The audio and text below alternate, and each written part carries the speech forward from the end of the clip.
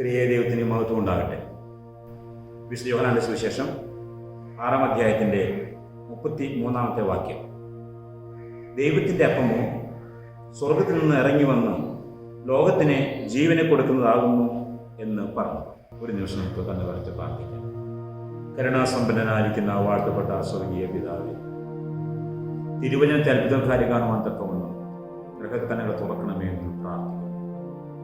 നിങ്ങൾ ബലഹീനരെങ്കിലും തിരുമിന് ബലവാനായി നിങ്ങൾ കൂടെയുള്ള ഓർത്ത് സ്തോത്രം. ഞാനോ ലോകാവസാനത്തിൽ കൂടെയുണ്ട് നല്ല ചെയ്തവനായ കർത്താവേ, നിങ്ങളുടെ സാന്നിധ്യം അനുഭവിച്ചറിയുവാൻ തക്കവണ്ണം നിങ്ങളെ സഹായിക്കുമാറാകണമേ എന്ന് പ്രാർത്ഥിക്കുന്നു. ഞങ്ങളുടെ ബലഹീനതകൾ സഹതിപ്പിക്കാൻ കഴിയുന്നവനായ കർത്താവേ, അവർ നിങ്ങളോട് കരുണ കാണിക്കണമേ എന്ന് പ്രാർത്ഥിക്കുന്നു. വചനം അങ്ങയുടേത്, കേൾവിക്കാർ അങ്ങയുടേത്, വചനം കൈകാര്യം ചെയ്യാൻ ആഗ്രഹിക്കുന്ന ഈ എളിയദാസനും അങ്ങയുടേതാണല്ലോ. ആവശ്യമായ പ്രകാരം നടക്കണമേ, ഹൃദയങ്ങളെ തുറക്കണമേ, മഹത്വവും മാനവും എടുക്കണമേ. ഏറ്റവും താഴ്മയും വിനയമായിട്ട് ചോദിക്കുന്നു, കൃപയോടെ കേൾക്കുമാറാകണമേ. സ്വർഗത്തിൽ നിന്ന് ഇറങ്ങി വന്ന ജീവന്റെ അപ്പം, സ്വർഗത്തിൽ നിന്ന് ഇറങ്ങി വന്ന ജീവന്റെ അപ്പം, സമൃദ്ധമായിട്ട് ജീവൻ നൽകുവാൻ തക്കവണ്ണം ഇറങ്ങി വന്ന സ്വർഗീയ അപ്പമാണെന്ന് നമുക്ക് മനസ്സിലാക്കാൻ സാധിക്കും. കർത്താവ് തൻ്റെ പരിശുശ്രൂഷ വേളകളിൽ പലപ്പോഴും പറയാറുള്ള ഒന്നാണ്, ഞാൻ സമൃദ്ധമായി നിങ്ങൾക്ക് ജീവൻ തരുമെന്ന്. യോഹന്നാന്റെ സുവിശേഷം 10-ാം അധ്യായത്തിൽ നാം ഇപ്രകാരം വായിക്കുന്നുണ്ട്. ആടുകൾക്ക് വേണ്ടി ജീവൻ കൊടുക്കുന്ന ഇടയനെക്കുറിച്ച് 15-ാം വാക്യത്തിൽ വായിക്കുന്നു. 10-ാം വാക്യത്തിൽ ഞാൻ ജീവൻ കൊടുക്കാൻ വന്നവനാണ്, സമൃദ്ധമായ ജീവൻ കൊടുക്കാൻ വന്നവനാണ് എന്ന് പ്രത്യേകിച്ച് എടുത്തു പറയുന്നതായിട്ട് കാണുവാനായിട്ട് സാധിക്കും. എന്താണ് സമൃദ്ധമായ ജീവൻ? നമുക്കറിയാം, മറ്റൊരുമായി സമ്പർക്കം ചെയ്യുവാനും പ്രതികരിക്കാനും കഴിയുന്ന അവസ്ഥയ്ക്ക് ജീവൻ ഉണ്ട് എന്ന് നമ്മൾ പറയാറുണ്ട്. മറ്റുള്ളവരെ സമ്പർക്കം ചെയ്യുവാനോ പ്രതികരിക്കാനോ കഴിയാത്ത അവസ്ഥയ്ക്ക് നാം മരണം എന്ന് പേര് വിളിക്കാറുണ്ട്. നല്ല ആരോഗ്യമുള്ള അവസ്ഥയിൽ നാം പറയാറുണ്ട്, ആ വ്യക്തിക്ക് സമൃദ്ധമായ ജീവനുണ്ട്. ബലഹീനതയിലാണെങ്കിൽ നാം ഒരുപക്ഷെ പറയും സമൃദ്ധമായ ജീവൻ ഇല്ലാത്ത വ്യക്തിത്വമെന്ന്. നമ്മുടെ ഈ കോവിഡ് കാലത്ത് നമുക്കറിയാം, പ്രായമുള്ളവരും അല്പം ആരോഗ്യത്തിൽ പ്രശ്നമുള്ളവരൊക്കെ പ്രത്യേകം ശ്രദ്ധിക്കണമെന്ന് കൂടെ നമ്മളെ ഓർമ്മിപ്പിക്കുന്നത് നാം കേൾക്കാറുണ്ട്. സമൃദ്ധമായ ജീവൻ ഉണ്ടാകുന്ന അവസ്ഥയെക്കുറിച്ചാണ് അവിടെ ചിന്തിക്കുകയും പ്രവർത്തിക്കുകയും ചെയ്തു വരുന്നത്. ആത്മീയ ജീവിതത്തിലും ഇതുപോലെ സമൃദ്ധമായ ജീവൻ നമുക്കുണ്ടാകുവാൻ തക്കവണ്ണം സാധ്യത ഉണ്ടാകണമെന്നാണ് നാം പ്രത്യേകിച്ച് കാണുവാനായിട്ട് സാധിക്കുന്നത്. ദൈവസാന്നിധ്യത്തിൻ്റെ അനുഭവങ്ങളും പരിശുദ്ധാത്മാവിൻ്റെ ഒഴുക്കും നമ്മിൽ നിറയുമ്പോൾ നമുക്ക് സമൃദ്ധമായ ജീവൻ ഉണ്ടാകും. Abundant life. നമ്മുടെ ജീവിതത്തിൽ ഈ അബണ്ടന്റ് ലൈഫ് ഉണ്ടാകുന്നതിൻ്റെ അവസ്ഥയെക്കുറിച്ചാണ് യോഹന്നാന്റെ സുവിശേഷം 7-ാം അധ്യായത്തിൻ്റെ 38-ാം വാക്യത്തിൽ പറയുന്നുണ്ട്. എന്നിൽ വിശ്വസിക്കുന്നവൻ്റെ ഉള്ളിൽ നിന്ന് തിരുവെഴുത്ത് പറയുന്നത് പോലെ ജീവജല നദികൾ ഒഴുകുമെന്ന്. പരിശുദ്ധാത്മാവിൻ്റെ പ്രവാഹം ഒരുത്തിലേക്ക് വരുമ്പോൾ അത് അവിടെ ഒതുങ്ങി നിൽക്കുകയല്ല, അവിടെ നിന്ന് മുന്നോട്ട് പ്രവഹിക്കുന്ന അവസ്ഥയെക്കുറിച്ച് കാണുവാനായിട്ട് സാധിക്കുന്നുണ്ട്. മനുഷ്യനെ ദൈവം സൃഷ്ടിക്കുമ്പോൾ സമൃദ്ധമായ ജീവൻ കൊടുത്തുകൊണ്ടാണ് അവനെ പ്രത്യേകമായിട്ട് കർത്താവ് സൃഷ്ടിച്ചത്. മറ്റ് ജീവജാലങ്ങളെ സൃഷ്ടിക്കുമ്പോഴൊക്കെയും ഉണ്ടാകട്ടെ എന്ന് കൽപ്പിക്കുന്നു, അവ ഉണ്ടാകും. എന്നാൽ മനുഷ്യനെ അങ്ങനെയല്ല. ദൈവം തമ്പുരാൻ തൻ്റെ സ്വന്തം കൈകൊണ്ട് മണ്ണുകൊണ്ട് സൃഷ്ടിച്ച്, ആ മണ്ണുകൊണ്ട് സൃഷ്ടിച്ച ആ ശരീരത്തിലേക്ക് പ്രത്യേകമായി ഊന്നുകൊണ്ട് ജീവശ്വാസം ഊതിയിട്ട് ജീവനുള്ള ദേഹിയായിട്ട് തീർക്കുന്ന ഒരവസ്ഥയാണ്. സൃഷ്ടിക്കപ്പെട്ട ആ ജീവിയുടെ അടുത്തേക്ക് തമ്പുരാൻ കുനിഞ്ഞു നിന്ന് ശ്വാസം കൊടുക്കുന്ന ഒരു ചിത്രം കാണുവാൻ ഇടയാക്കി കിടക്കുന്നുണ്ട്. അപ്പോൾ ആ മനുഷ്യനെ അത്രയെ സ്നേഹിച്ചുകൊണ്ട് സമൃദ്ധമായ ജീവൻ താൻ നേരിട്ട് കൊടുത്തുകൊണ്ട് സമൃദ്ധിയോട് ജീവിക്കത്തക്കവണ്ണം അവനെ ദൈവം തമ്പുരാൻ പ്രത്യേകിച്ച് സൃഷ്ടിച്ചാക്കുകയാണ്. എന്നാൽ അവൻ പാപം ചെയ്ത് വീണുപോയപ്പോൾ അവന് സമൃദ്ധമായ ജീവൻ നഷ്ടപ്പെട്ടു പോയി. ആ സമൃദ്ധമായ ജീവൻ നഷ്ടപ്പെട്ടു പോയപ്പോൾ തമ്പുരാൻ ചിന്തിക്കുകയാണ്, നഷ്ടപ്പെട്ടു പോയ അവൻ്റെ ആ ജീവൻ അത് സമൃദ്ധമായിട്ട് വീണ്ടും കൊടുക്കണമെന്ന ആഗ്രഹത്തോടുകൂടെ സ്വർഗം ചായച്ചിറങ്ങി വരികയാണ്. സംഗീതക്കാരൻ പറയുന്നത് പോലെ ദൈവമേ ആകാശം ചായ്ച്ചിറങ്ങി വരണമേ എന്ന് പ്രാർത്ഥിക്കുന്ന പ്രാർത്ഥന. ആകാശം ചായ്ച്ചിറങ്ങി വന്നുകൊണ്ട് ഈ ലോകത്തിൻ്റെ കാലഗതി അനുസരിച്ചുകൊണ്ട് BC എന്നും AD എന്നും രണ്ട് വിഭാഗത്തെ വിഭാഗമാക്കിക്കൊണ്ട് കാലഘട്ടത്തിൻ്റെ ഉടയവൻ ചരിത്രത്തിലേക്ക് ഇറങ്ങി വന്ന അവസ്ഥയെക്കുറിച്ച് നമുക്കറിയാം. നമ്മുടെ പ്രഭാത പ്രാർത്ഥനയിൽ നാം സാധാരണ ചെല്ലുവാറുണ്ട്, തൻ സാമ്യം നാം പൂണ്ടിടുവാൻ നമ്മുടെ സാമ്യം അവൻ പൂണ്ടു, നമ്മെ തൻ പിതൃസുതരാക്കി നമ്മെ പാവന റൂഹായോട് ചേർപ്പാൻ മാനവരൂപം സ്വയമേറ്റാൻ. നമ്മെ കർത്താവിനോടൊപ്പം ആയിത്തീരുവാൻ തക്കവണ്ണം ദൈവം മനുഷ്യനായിട്ട് അവതരിക്കുകയാണ്. പിതാക്കന്മാർ പറയുന്നത് ദൈവം മനുഷ്യനായത് മനുഷ്യനെ ദൈവികനാക്കുവാൻ വേണ്ടി എന്നാണ്. അതുകൊണ്ട് നമുക്ക് സമൃദ്ധമായ ജീവിതം തന്നുകൊണ്ട് നമ്മെ ദൈവികനാക്കുവാൻ തക്കവണ്ണം ആഗ്രഹിക്കുന്ന ആ കർത്താവ് വിശുദ്ധ കുർബാനയിൽ കാസിയും പിലാസിയും പൊക്കുന്ന അവസരമുണ്ട്, ഉയർത്തുന്ന അവസരം. ആ കാസിയും പിലാസിയും ഉയർത്തുന്ന അവസരത്തിൽ അവിടെ പറയുന്നത് തൻ്റെ കഷ്ടപ്പാടുകളാൽ ലോകത്തെ വീണ്ടെടുത്ത പുത്രൻ തമ്പുരാൻ നമ്മോട് കൂടെ എന്നാണ് പറയുന്നത്. അതുകൊണ്ട് നമ്മെ വീണ്ടെടുക്കുവാൻ തക്കവണ്ണം, നമുക്ക് സമൃദ്ധമായ ജീവൻ തരുവാൻ തക്കവണ്ണം കർത്താവ് ഈ ലോകത്തേക്ക് വന്നു എന്ന് നാം മനസ്സിലാക്കേണ്ടത്. ആ കോണ്ടെക്സ്റ്റിലാണ് ഇവിടെ കർത്താവ് പറയുന്നത്, ഞാൻ സ്വർഗ്ഗത്തിൽ നിന്ന് ഇറങ്ങി വന്ന ജീവന്റെ അപ്പമാകുന്നു. അങ്ങനെ ആ ഇറങ്ങി വന്ന അപ്പത്തെ നമുക്ക് സ്വായത്തമാക്കണമെങ്കിൽ നാം ചെയ്യേണ്ട കാര്യങ്ങൾ എന്താണ്? അധികം കാര്യങ്ങളൊന്നും പറയുന്നില്ല.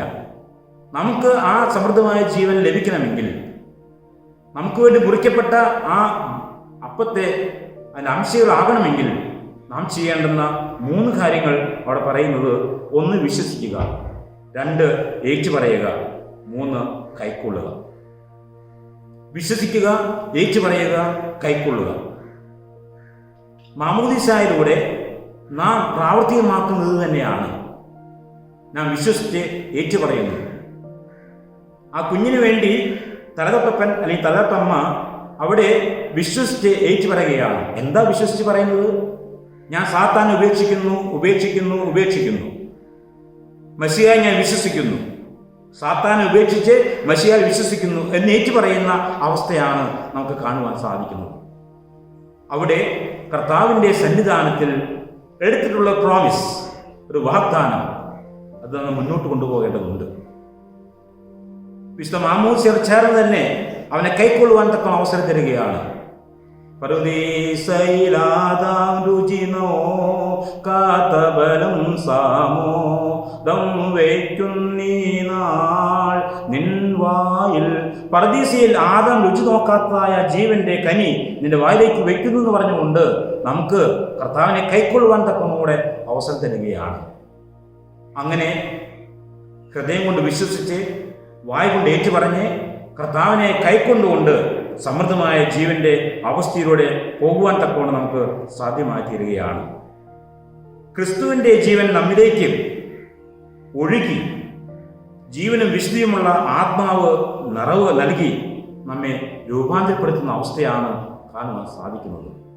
അങ്ങനെ നമ്മെ രൂപാന്തരപ്പെടുത്തുമ്പോൾ നാം പുതുജീവൻ ഉള്ളവരായിട്ട് മുന്നോട്ട് പോകേണ്ട അവസ്ഥയെക്കുറിച്ചാണ് ഇവിടെ കാണുവാൻ സാധിക്കുന്നത്. പഴയ ഒരു പാട്ടുകാരൻ ഇപ്രകാരം പറയുന്നുണ്ട്: ആത്മാവിനാലെ നിറച്ചു ആനന്ദമുള്ളിൽ പകർന്നു പ്രത്യാശ വർദ്ധിപ്പിച്ചു പാലിച്ചിടും തവ സ്നേഹമതിശയമേ.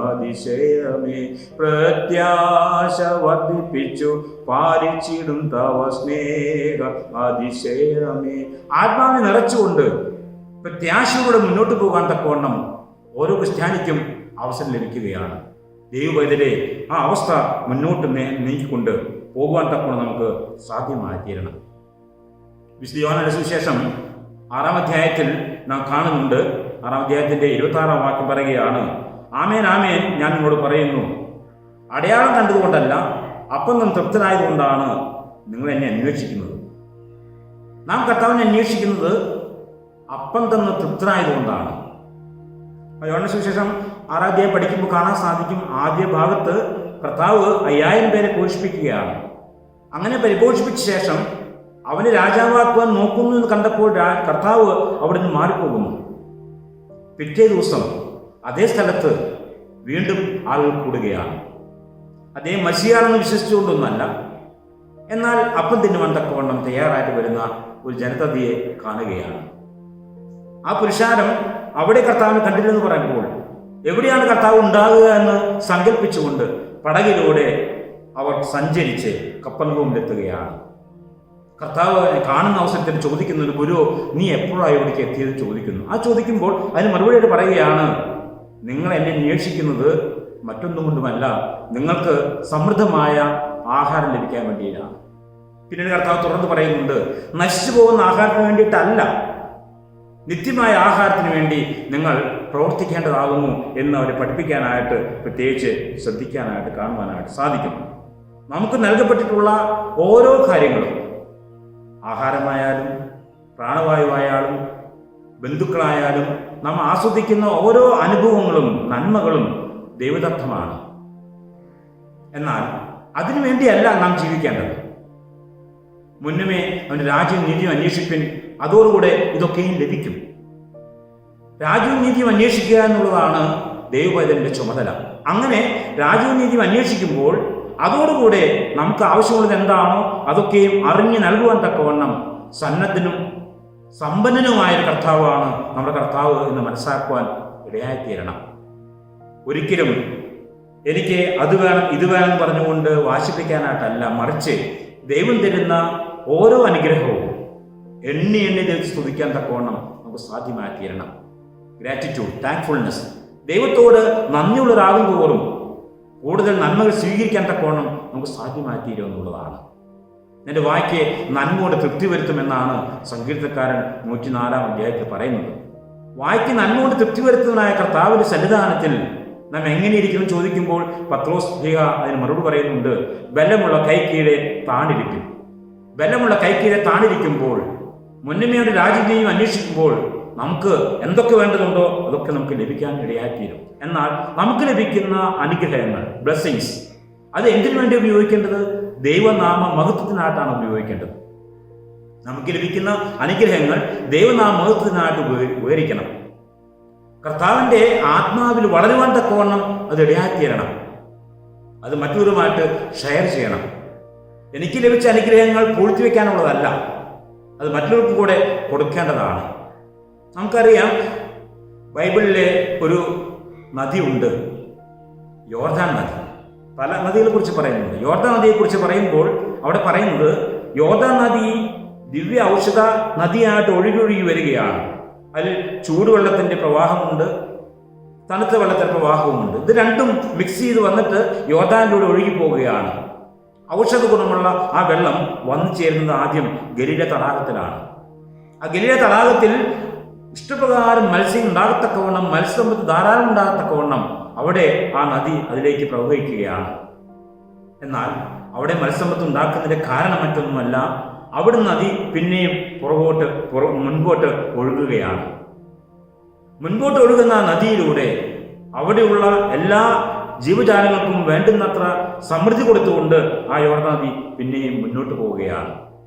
അതാണ് ഗലീല തടാകത്തിന്റെ പ്രത്യേകത. അവിടെ 10 പട്ടണങ്ങളാണ് ആ ഗലീല തടാകത്തിന് ചുറ്റുമായിട്ടുള്ളത്. ഡെക്കാപോലിസ് എന്ന് പറയും. ആ 10 പട്ടണങ്ങളിലെ ആളുകൾക്ക് ജലസമ്പത്തും മത്സ്യസമ്പത്തും കൃഷിയിടത്തിന് ആവശ്യമായിട്ടുള്ള എല്ലാ സൗകര്യവും ഒരുക്കി കൊടുക്കുന്നത് ഈ യോർദാൻ നദിയിലെ ഗലീല തടാകത്തിലെ ആ വെള്ളമാണ്. എന്നാൽ ആ യോർദാൻ നദി മുന്നോട്ട് പോയിക്കൊണ്ട് പിന്നെ പതിക്കുന്നത് ഡെഡ് സീ, ചാവുകടലിലാണ്. അവിടെ മത്സ്യസമ്പത്തില്ല. വാക്ക് ഉപയോഗിക്കുന്നത് പോലെ ഡെഡ് സീ എന്ന് പറയുമ്പോൾ ഒന്നിനും അവിടെ ജീവിക്കാൻ സാധിക്കുന്നില്ല. ജീവന്റെ കണിക പോലും ഇല്ലാത്ത ഒരു സ്ഥലമായിട്ട് അത് മാറുകയാണ്. അവിടേക്ക് ഒഴുകിയെത്തുന്നത് ഈ യോർദാന്റെ ആ ദിവ്യ ജലം തന്നെയാണ്. ദിവ്യ ഔഷധമുള്ള ആ ജലസമ്പത്ത് തന്നെയാണ് അങ്ങോട്ട് വരുന്നത്. പക്ഷേ അത് അവിടെ പൂഴ്ത്തിവെക്കപ്പെടുകയാണ്. അവിടെ നിന്ന് അങ്ങോട്ട് മുന്നോട്ട് പോകുന്നില്ല. അതുകൊണ്ട് ചാവുകടൽ എന്നാണ് ആ കടലിന്റെ പേര് ഇട്ടിരിക്കുന്നത്. നമ്മുടെ ജീവിതത്തിലും നമുക്ക് ലഭിക്കുന്ന അനുഗ്രഹങ്ങൾ നമ്മിൽ മാത്രം പൂഴ്ത്തിവെക്കാനായിട്ടുള്ളതല്ല.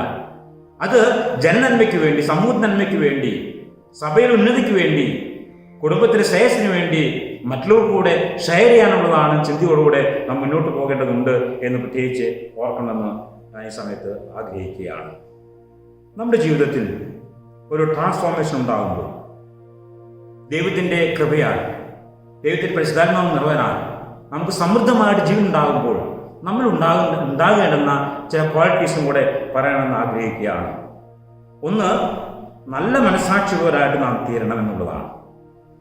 എന്താണ് നല്ല മനസ്സാക്ഷി എന്ന് ഉദ്ദേശിക്കുന്നത്? നല്ല മനസ്സാക്ഷി എന്നുകൊണ്ട് ഞാൻ ഉദ്ദേശിക്കുന്നത് നമ്മുടെ വാക്ക് ഉവ്വ് ഉവ്വ് എന്നും ഇല്ല ഇല്ല എന്നും ആയിരിക്കണമെന്ന് കർത്താവ് പ്രത്യേകമായിട്ട് നമ്മൾ പഠിപ്പിക്കുന്നുണ്ട്. വിശുദ്ധ മത്തായിയുടെ സുവിശേഷം 5-ാം അധ്യായത്തിന്റെ 37-ാം വാക്യത്തിലാണ് നാം പഠിപ്പിക്കുന്നത്. നിങ്ങളുടെ വാക്ക് ഉവ്വ് ഉവ്വ് എന്നും ഇല്ല ഇല്ല എന്നും ആയിരിക്കണം. ഇതിനപ്പുറമുള്ളതൊക്കെ ദുഷ്ടനെന്ന് വരുമെന്ന് പറയുകയാണ്. ഒരു വ്യക്തിയോട് നമ്മൾ വാക്ക് പറഞ്ഞാൽ ആ വാക്ക് പാലിക്കേണ്ട ചുമതല നമുക്കുണ്ട്. അങ്ങനെ പാലിക്കുന്നില്ല എങ്കിൽ അതിൻ്റെ അർത്ഥം ആ വ്യക്തിയിൽ സമൃദ്ധമായ ജീവനില്ല, പരിശുദ്ധാത്മാവിൻ്റെ ആ നിറവ് ആ മനുഷ്യന് ഇല്ല എന്നാണ് നമുക്ക് മനസ്സിലാക്കാൻ സാധിക്കുന്നത്. അതുകൊണ്ട് പരിശുദ്ധാത്മാവിൻ്റെ നിറവുള്ള ഒരു വ്യക്തി, സമൃദ്ധമായ ജീവനുള്ള ഒരു വ്യക്തി ഒരിക്കലും പറഞ്ഞ വാക്ക് പാലിക്കാതിരിക്കുകയില്ല. എത്ര നഷ്ടം വന്നാലും ആ പറഞ്ഞ വാക്ക് പാലിക്കാൻ തക്കവണ്ണം അദ്ദേഹം തയ്യാറായിരിക്കും എന്നുള്ളതാണ്. പണ്ട് നാടൻ ഭാഷ പറയും, കയ്യും കാലും മാറ്റാൻ പറ്റില്ലല്ലോ, വാക്കല്ലേ മാറ്റാൻ പറ്റുമെന്ന് പറയും. പക്ഷേ പരിശുദ്ധാത്മാവിനാൽ ജ്വലിപ്പിക്കുന്ന ഒരു വ്യക്തിക്ക്, ദൈവത്തിൻ്റെ സമൃദ്ധമായ ജീവനുള്ള വ്യക്തിക്ക് ഒരിക്കലും അത് സാധിക്കുകയില്ല എന്നുള്ളതാണ്. ഒരു മനുഷ്യൻ കാട്ടിലൂടെ പോവുകയാണ്. അങ്ങനെ പോകുന്ന അവസരത്തിൽ പെട്ടെന്ന് പിന്നിൽ നിന്നും ഒരു ശബ്ദം കേട്ടു. തിരിഞ്ഞു നോക്കിയപ്പോൾ ഒരു കടുവ തന്നെ പിന്തുടരുന്നതായിട്ട് അയാൾക്ക് മനസ്സിലായി. അയാൾ കിട്ടാവുന്ന ഏറ്റവും വലിയ സ്പീഡിൽ അദ്ദേഹം ഓടിയിട്ട് ഈ കടുവയിൽ രക്ഷപ്പെടാൻ സാധിക്കുന്ന പ്രതീക്ഷ അയാൾക്ക് നഷ്ടപ്പെടുകയാണ്. അതുകൊണ്ട് അയാൾ ചെയ്തൊരു ബുദ്ധി, ഉടനെ മുൻപിൽ കണ്ട ഒരു മരത്തിന്മേൽ ഓടിക്കയറി. അങ്ങനെ ഓടിക്കയറി മുകളിലേക്ക് എത്തിയപ്പോൾ അവിടെ കുരങ്ങിരിക്കുന്നു. ആ കുരങ്ങിനോട് പറഞ്ഞു, ഞാൻ കടുവയെ കണ്ട് പേടിച്ചു വരികയാണ്, എനിക്ക് ഇവിടെ ഒരു ആശ്രയം തരണം, ഒരു അഭയം തരണം എന്ന് പറഞ്ഞു. കുരങ്ങൻ പറഞ്ഞു, ഓക്കെ, ഞാൻ നിങ്ങൾക്ക് അഭയം തരാം, നിങ്ങളിവിടെ ഇരുന്നോളൂ, ഞാനായിട്ട് നിങ്ങൾക്ക് ഒരു ശല്യം ഉണ്ടാക്കുകയില്ല എന്ന് പറഞ്ഞു. അങ്ങനെ ആ മനുഷ്യൻ ആ കുരങ്ങൻ്റെ അടുത്ത് അവിടെ ഇരിക്കുകയാണ്. അങ്ങനെ ഇരിക്കുന്ന അവസരത്തിൽ ഈ കടുവ ഓടി വരുമ്പോൾ കാണുകയാണ് ഈ മനുഷ്യൻ മരത്തിലേക്ക് കയറുന്നു. ആ കടുവ ആ മരത്തിന്റെ ചുവട്ടിൽ വായ് തുറന്നിരിക്കുകയാണ്. ഈ മനുഷ്യൻ കാടുമായിട്ട് വലിയ ബന്ധമുള്ള മനുഷ്യനല്ല. അദ്ദേഹത്തിന്റെ ബോഡി ലാംഗ്വേജ് ഈ കടുവ മനസ്സിലാക്കിയിട്ടുണ്ട്. അതുകൊണ്ട് കാടുമായിട്ട് അധികം പരിചയമില്ലാത്ത മനുഷ്യൻ മരത്തിൽ കയറിയിരുന്നാൽ കുറച്ചു കഴിയുമ്പോൾ അദ്ദേഹം താഴേക്ക് ഉറക്കം തൂങ്ങി താഴേക്ക് വീഴും. കാരണം ഏതാണ്ട് രാത്രിയായിട്ടുണ്ട്. അതേസമയം മനുഷ്യനെ പിടിച്ചു നിൽക്കാൻ സാധിക്കുകയില്ല, അവൻ താഴെ വീഴും. അപ്പോൾ ഇതിന് വിഴുങ്ങാൻ വിചാരിച്ചുകൊണ്ട് ആ കടുവ വായ് തുറന്നു നിൽക്കുകയാണ്. ഈ മനുഷ്യൻ താഴേക്ക് നോക്കിയപ്പോൾ കടുവ വാ തുറന്ന് നിൽക്കുന്ന അവസ്ഥയെ കാണുന്നത്. മനുഷ്യനുള്ളിൽ ചെറിയ പേടി കടന്നു. അവൻ വിചാരിച്ചു, ഈ കടുവയ്ക്ക് നല്ല വിശപ്പുണ്ട്, ഇവൻ ഭക്ഷണം കിട്ടിയാലേ ഇവിടുന്ന് പോകുകയുള്ളൂ. ഒരു കാര്യം ചെയ്തേക്കാം, ഇവിടെ ഇരിക്കുന്ന കുരങ്ങനെ തട്ടിയിട്ടാൽ കടുവ അതിന് കഴിച്ചോളൂ, എൻ്റെ കാര്യം സുരക്ഷിതമാവുകയും ചെയ്യും, എനിക്ക് ശാന്തമായി ഉറങ്ങാം എന്ന് ആ മനുഷ്യൻ വിചാരിക്കുകയാണ്. അങ്ങനെ മനുഷ്യനിലൂടെ കടന്നുപോയ ആ തെറ്റായ ചിന്ത പ്രാവർത്തി രൂപത്തേക്ക് വരികയാണ്. അവൻ പതുക്കെ ചെന്ന് ആ കുരങ്ങനെ ഒരു തള്ളു കൊടുക്കുന്നു. കുരങ്ങൻ താഴേക്ക് വീഴുന്നു. താഴേക്ക് വീഴുന്ന അവസരത്തിൽ കടുവ ചിരിച്ചുകൊണ്ട് പറഞ്ഞു, ഇപ്പോൾ മനസ്സിലായില്ലേ മനുഷ്യന്റെ അവസ്ഥ? ഈ മനുഷ്യനാണോ നീ അഭയം കൊടുത്തിട്ടുള്ളത്? വേഗം തിരിച്ചു ചെല്ലി. എന്നിട്ട് അവനിങ്ങോട്ട് താഴെ തള്ളിയിട്ടു. കുരങ്ങൻ തിരിച്ച് മരത്തേക്ക് കയറി. ആ മനുഷ്യൻ കിടുകിട വിറയ്ക്കുകയാണ്. ഇനി രക്ഷയില്ല, എൻ്റെ ജീവിതം അവസാനിക്കാറായ ചിന്തയോടുകൂടെ ഭാരത്തോടുകൂടെ മനുഷ്യൻ ഇരിക്കുമ്പോൾ കുരങ്ങൻ പറയുന്നൊരു വാചകമുണ്ട്, ഞാൻ നിങ്ങളുടെ വാക്ക് പറഞ്ഞതാണ്, നിങ്ങൾക്ക് അഭയം തരാമെന്നുള്ളത്. അതുകൊണ്ട് നിങ്ങൾ ഒരിക്കലും ഭാരപ്പെടേണ്ട, ഞാൻ നിങ്ങൾ ഒന്നും ചെയ്യാൻ പോകുന്നില്ല, നിങ്ങൾ സുരക്ഷിതമായിട്ട് അവിടെ കഴിഞ്ഞു പോകും. എനിക്കില്ലേ ഒരു മനസാക്ഷി എന്ന് ആ കുരങ്ങൻ ചോദിക്കുന്ന ഒരു ചോദ്യമുണ്ട്. നമ്മുടെ ജീവിതത്തിലേക്ക് നോക്കുക. നമ്മൾ മറ്റുള്ളവർക്ക് അഭയം കൊടുക്കാൻ വേണ്ടി ഒരു വാക്ക് പറഞ്ഞിട്ടുണ്ടെങ്കിൽ ആ വാക്ക് പാലിക്കാൻ വേണ്ടി എത്രമാത്രം കഷ്ടം സഹിക്കേണ്ടി വന്നാലും അത് സഹിക്കാൻ തക്കോണം തയ്യാറായി നിൽക്കുന്ന ഒരവസ്ഥ നമ്മുടെ ജീവിതത്തിൽ ഉണ്ടോ എന്ന് സ്വയമായിട്ട് പരിശോധിക്കുന്നത് നല്ലതാണ്. സമൃദ്ധമായ ജീവൻ നേടിയിട്ടുള്ള ഒരു വ്യക്തിക്ക് അവരുടെ വാക്ക് ഉവ്വ ഉവ്വ എന്നും ഇല്ല ഇല്ല എന്ന് തന്നെ ആയിരിക്കുവാൻ തക്കവണ്ണം സാധ്യമായി തീരുമെന്നുള്ളതാണ്. രണ്ടാമതായിട്ട്, സമൃദ്ധമായ ജീവൻ ലഭിച്ച ഒരു വ്യക്തിക്ക് ഓരോ കാര്യത്തിൻ്റെയും ബ്രൈറ്റർ സൈഡ് കാണാൻ സാധിക്കും, മേന്മയുള്ള വശ കാണാൻ സാധിക്കുക. ദോഷമായിട്ടുള്ള ഭാഗമല്ല, നല്ല ഭാഗം കാണുവാനായിട്ട് സാധിക്കുമെന്നുള്ളതാണ്. വിശുദ്ധ മത്തായിയുടെ സുവിശേഷം 5-ാം അധ്യായത്തിന്റെ 28-ാം വാക്യത്തിൽ കർത്താവ് താമര എന്ന് പരിചയപ്പെടുത്തുന്നുണ്ട്. ലില്ലിപുഷ്പങ്ങളും താമരയൊക്കെ അദ്ദേഹം പരിചയപ്പെടുത്തിക്കൊണ്ട് പറയുന്നുണ്ട്, സോളമന് പോലും ഇത്തിരി ഭംഗിയായിട്ട് ഉടുത്തൊരുങ്ങുവാൻ കഴിഞ്ഞിട്ടില്ല. അതിനേക്കാൾ മഹത്വമായിട്ടാണ് കർത്താവ് താമരയെയും ലില്ലിപുഷ്പങ്ങളൊക്കെയും പ്രത്യേകമായിട്ട് ക്രമീകരിച്ചിരിക്കുന്നത് എന്ന് അദ്ദേഹം പറയുന്നുണ്ട്. അപ്പോൾ താമരയെക്കുറിച്ച് പറയുന്ന ആ അവസ്ഥയെക്കുറിച്ച് നാം ചിന്തിച്ചാൽ താമരയ്ക്ക് എന്തെങ്കിലും ദോഷം പറയാനായിട്ടുണ്ടോ? തീർച്ചയായിട്ടും ഉണ്ട്. താമര വളരുന്നത് ചെളിയിൽ നിന്നാണ്. ഈ ചെളിയിൽ നിന്ന് വളരുന്ന താമര പൂവായിട്ട് ശോഭിക്കുമ്പോൾ വളരെ മനോഹരമായ ഒരു പുഷ്പമായിട്ട് അത് ശോഭിക്കുകയാണ്. പലരും പറയാറുണ്ട്, എൻ്റെ സാഹചര്യം ഇങ്ങനെ ആയിപ്പോയതുകൊണ്ടാണ് ഞാൻ അങ്ങനെ ആയിരുന്നു. അല്ല, സാഹചര്യം എന്തൊക്കെ ആയാലും അത് അതിജീവിക്കാൻ തക്കവണ്ണം താമര നമ്മെ സഹായിക്കുകയാണ്. ആ താമരയെ നോക്കി പഠിക്കേണ്ട ഒരു പാഠം അതാണ്. ഞാൻ ഓർക്കുകയാണ്, ഒരു മദ്യപാനിയുടെ 2 മക്കൾ. ആ മദ്യപാനി നിരന്തരം മദ്യം കഴിച്ച് വീട്ടിൽ വന്ന് ശല്യം ഉണ്ടാക്കുകയായിരുന്നു. അദ്ദേഹം മരിച്ച ശേഷം അദ്ദേഹത്തിൻ്റെ ഒരു മകനെ ഒരു ജേർണലിസ്റ്റ് ഇന്റർവ്യൂ ചെയ്തു. എന്നിട്ട് ചോദിച്ചു, താങ്കൾ ഇന്ന് മദ്യത്തിനെതിരായിട്ട് പ്രവർത്തിക്കുന്ന പ്രവർത്തക സംഘടനയുടെ ഒരു നേതാവാണല്ലോ. താങ്കൾക്ക് ഇതിനുള്ള പ്രചോദനം എവിടുന്നാ കിട്ടിയത്? അദ്ദേഹം മറുപടി പറയുകയാണ്, എൻ്റെ പിതാവ് നല്ല ഒരു മദ്യപാനിയായിരുന്നു. വീട്ടിൽ പലപ്പോഴും പ്രശ്നങ്ങളുടെ നൂലാമാല ഉണ്ടായിരുന്നു. അദ്ദേഹത്തിന് മദ്യപാനമുണ്ട്. അന്ന് ഞാൻ മനസ്സിൽ കുറിച്ചിട്ടതാണ്, ഒരിക്കലും ഇനി ആളുകൾ മദ്യം കഴിച്ച് വിഷമിക്കാൻ പാടില്ല. അതിനെതിരായിട്ട് എന്തൊക്കെ ചെയ്യാൻ സാധിക്കുമോ അതൊക്കെ ചെയ്യണമെന്ന് ചെറുപ്പം മുതലേ ഞാൻ ചിന്തിച്ചുകൊണ്ടിരിക്കുകയായിരുന്നു. ആ ഇന്റർവ്യൂയർ ചോദിച്ചു, അപ്പൊ നിങ്ങൾ ഒരു മകൻ മാത്രമേ ഉള്ളൂ, വേറെ ആരും ഇല്ലേ?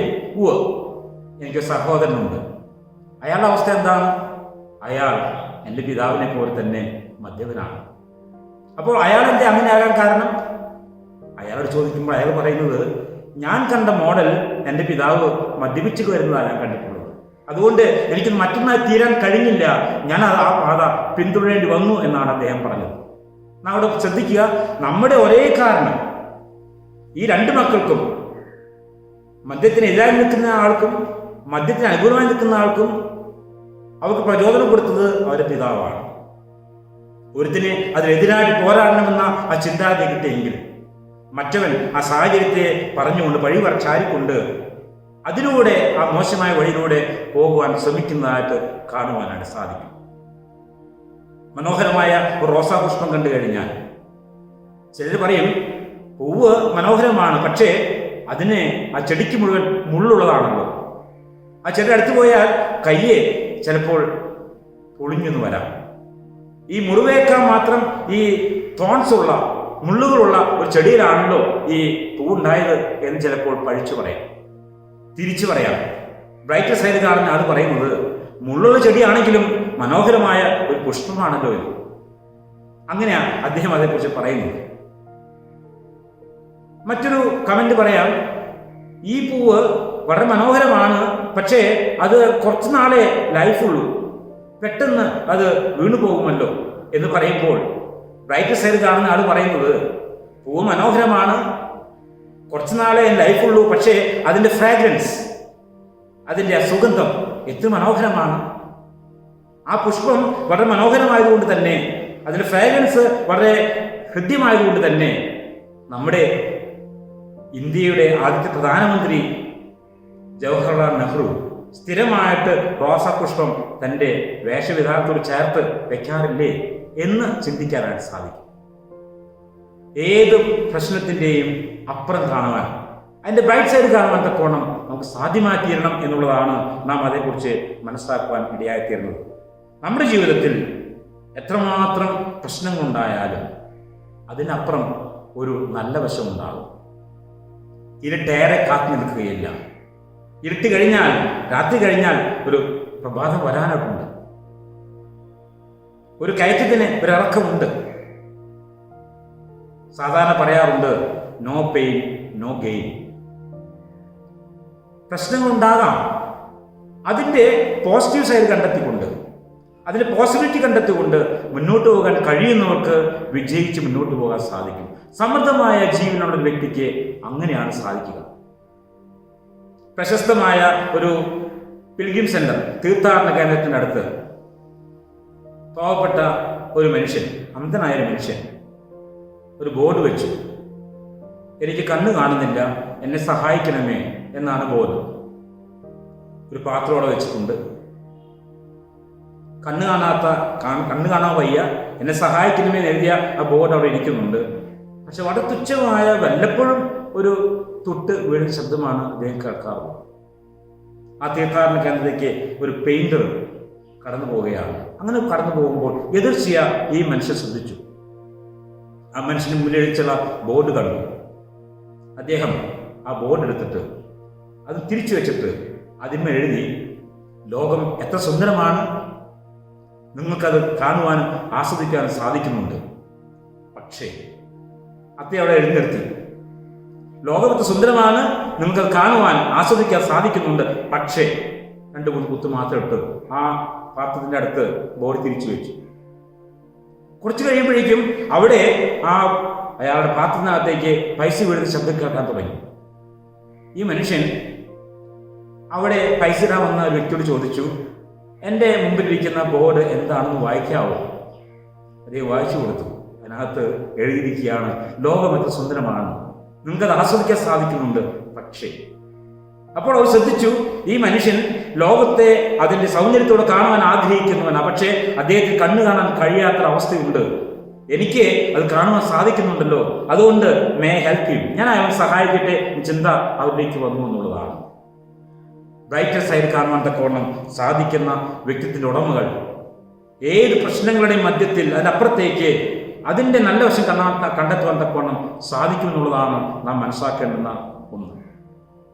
മൂന്നാമതായിട്ട്, പരാജിതരെ ചേർത്ത് നിൽക്കുവാൻ തക്കവണ്ണം സാധ്യമായി തീരും എന്നുള്ളതാണ്. പരാജിതരായ ആളുകൾ നമ്മുടെ കർത്താവിന് പരിശോധിച്ചുള്ള കാലഘട്ടങ്ങളിൽ എത്രയെത്ര പരാജിതരെയാണ് അദ്ദേഹം ചേർത്ത് നിർത്തിയത്. ചുങ്കക്കാരുടെയും വേശ്യാസ്ത്രീകളുടെയും സ്നേഹിതനെന്ന് പോലും അദ്ദേഹത്തിനെ പേര് വിളിക്കുകയുണ്ടായി. ശരിയാണ്, വേശ്യാസ്ത്രീയെ ഒരിക്കൽ പിടിച്ചുകൊണ്ടുവന്നു. അദ്ദേഹം വേദോസം വ്യാഖ്യാനിക്കുന്ന ആ ഭാഗത്തേക്ക് ഒരു സ്ത്രീയെ പിടിച്ചുകൊണ്ടുവന്ന് ഒരു മര്യാദയുമില്ലാതെ അവിടേക്ക് ആളുകൾ കൂട്ടം കൂടിയിട്ട് ആ സ്ത്രീയുമായിട്ട് വരികയാണ്. എന്നിട്ട് ചോദിക്കുകയാണ്, മോശയിക ന്യായപ്രമാണ പ്രകാരം ഇവിടെ കല്ലെറിഞ്ഞു കൊല്ലണം, എനിക്ക് സമ്മതമാണോ എന്ന് ചോദിക്കുകയാണ്. കർത്താവ് അക്ഷോഭനായിട്ട് ആ കാര്യം കൈകാര്യം ചെയ്യുന്നത് യോഹന്നാന്റെ സുവിശേഷം 8-ാം അധ്യായത്തിൽ വളരെ മനോഹരമായിട്ട് അത് വിവരിച്ചിട്ടുണ്ട്. കർത്താവ് കുനിഞ്ഞ് താഴെ വിരലുകൊണ്ട് എഴുതുകയാണ്. അല്പസമയം കഴിഞ്ഞിട്ട് കർത്താവ് മൊഴിയുകയാണ്, നിങ്ങൾ പാപം ചെയ്യാത്തവൻ ആദ്യം കല്ലെറിയട്ടെ. ഓരോരുത്തരായിട്ട് ആ കല്ല് കൊണ്ടുവന്ന് എറിയാൻ വന്ന ആളുകൾ അവരെ കല്ല് അവിടെ ഇട്ടുകൊണ്ട് ഓരോരുത്തരായിട്ടും അവിടെ നിന്ന് പിൻവാങ്ങി പോവുകയാണ്. അവസാനമാകുമ്പോൾ യേശുവും ആ സ്ത്രീയും മാത്രം അവശേഷിക്കുന്നു. കർത്താവ് ചോദിക്കുന്നുണ്ട്, സ്ത്രീയെ, നിന്നെ ആരും കുറ്റം വിധിച്ചില്ലയോ? ഇല്ല കർത്താവേ, ഞാൻ നിന്നെ ശിക്ഷയ്ക്ക് വിധിക്കുന്നില്ല. മേലാൽ പാപം ചെയ്യരുത്, മേലാൽ പാപം ചെയ്യരുത് എന്ന് ഒരു ഉപദേശം കൊടുത്തുകൊണ്ട് ആ സ്ത്രീയെ ആശ്വസിപ്പിച്ച് പറഞ്ഞയക്കുന്ന യേശുനാഥൻ. 38 വർഷമായിട്ട് ബെത്സേദ കുളക്കടവിൽ കഴിഞ്ഞുകൂടുന്ന രോഗി, അദ്ദേഹത്തെ ആ വെള്ളത്തിലേക്ക് ഇറക്കുവാൻ ആരുമില്ല. ഒരു മാലാഖ വന്ന് ആ വെള്ളം കലക്കുമ്പോൾ ആരാണോ ആ വെള്ളത്തേക്ക് ഇറങ്ങുന്നത് ആ വ്യക്തിക്ക് സൗഖ്യം ലഭിക്കുമെന്നാണ് അവർ മനസ്സിലാക്കിയിട്ടുള്ളത്. പക്ഷേ അങ്ങനെ സൗഖ്യമാക്കുവാൻ തക്കവണ്ണം ആരും അങ്ങോട്ട് അദ്ദേഹത്തെ സഹായിക്കാൻ വരുന്നില്ല. 38 വർഷമായിട്ട് കഴിഞ്ഞുകൂടുകയാണ്. അങ്ങനെ 38 വർഷമായിട്ട് കഴിഞ്ഞുകൂടുന്ന ആ മനുഷ്യന്റെ അടുത്തേക്ക് യേശു കടന്നു ചെല്ലുകയാണ്. എനിക്ക് സൗഖ്യമാകുവാൻ മനസ്സുണ്ടോ എന്ന് ചോദിച്ചുകൊണ്ട് കർത്താവ് കടന്നു ചെല്ലുകയാണ്. യോഹന്നാന്റെ സുവിശേഷം 5-ാം അധ്യായത്തിൽ ആദ്യ ഭാഗത്ത് വളരെ വിശദമായിട്ട് ഇത് പ്രഖ്യാപിക്കുന്നുണ്ട്. 14-ാം വാക്യത്തിൽ കർത്താവ് അവനെ വീണ്ടും കാണുന്നുണ്ട്. അങ്ങനെ കാണുന്ന അവസരത്തിൽ കർത്താവ് അവന് പറയുകയാണ്, മേലാൽ മോശമായി സംഭവിക്കാതിരിക്കുവാൻ മേലാൽ പാപം ചെയ്യരുത്. അവനെ ഒരു പഠിപ്പിക്കലൂടെ കൊടുക്കുകയാണ്, മേലാൽ പാപം ചെയ്യരുത്. APJ അബ്ദുൽ കലാം എന്ന് പറയുന്ന പ്രശസ്തനായ നമ്മുടെ മുൻ പ്രസിഡന്റിനെ കുറിച്ച് ഏറെ ചിന്തകൾ നാം കേട്ടിട്ടുണ്ട്. SLV എന്ന് പറയുന്ന അദ്ദേഹത്തിന്റെ ആ പ്രോജക്റ്റ് കോടിക്കണക്കിന് രൂപ ചെലവഴിച്ചിട്ടുള്ള ഒരു പ്രോജക്റ്റാണ്. ആ പ്രോജക്റ്റ് വിക്ഷേപിക്കുന്നതിനൊക്കെ തൊട്ട് മുമ്പേ അത് അല്പം പരാജയത്തിന് സാധ്യതയുണ്ട് എന്ന് ഒരു അറിവ് കിട്ടി. എന്നാൽ അവിടെ ഉണ്ടായിരുന്ന എല്ലാവരും അബ്ദുൽ കലാമിനോട് പറഞ്ഞു, ബി ഓപ്റ്റിമിസ്റ്റിക്, ഒരു കുഴപ്പം വരികയില്ല, നമുക്ക് ഇത് മുന്നോട്ട് പോകാമെന്ന് പറഞ്ഞു. അങ്ങനെ എല്ലാവരുടെയും സപ്പോർട്ട് കേട്ടിട്ട് APJ അബ്ദുൽ കലാം അത് ലോഞ്ച് ചെയ്യാനായിട്ട് പ്രത്യേകമായിട്ടുള്ള അനുവാദം കൊടുത്തു. നമുക്കറിയാവുന്ന പോലെ ആ ലോഞ്ച് ചെയ്ത SLV ഘടകം ഭ്രമണപഥത്തിലെത്തിയില്ല. First phase ശരിയായിപ്പോയി. 2ാം ഫേസിലെ അത് റിജക്ട് ചെയ്ത് പോകേണ്ടടുത്ത് പോയില്ല, നേരെ കടലിൽ പതിച്ചു. കോടിക്കണക്കിന് രൂപ നഷ്ടമായപ്പോൾ SLVയുടെ ആ പരാജയത്തിൽ ഒരു പ്രസ് കോൺഫറൻസ് വിളിച്ചു കൂട്ടുകയാണ്.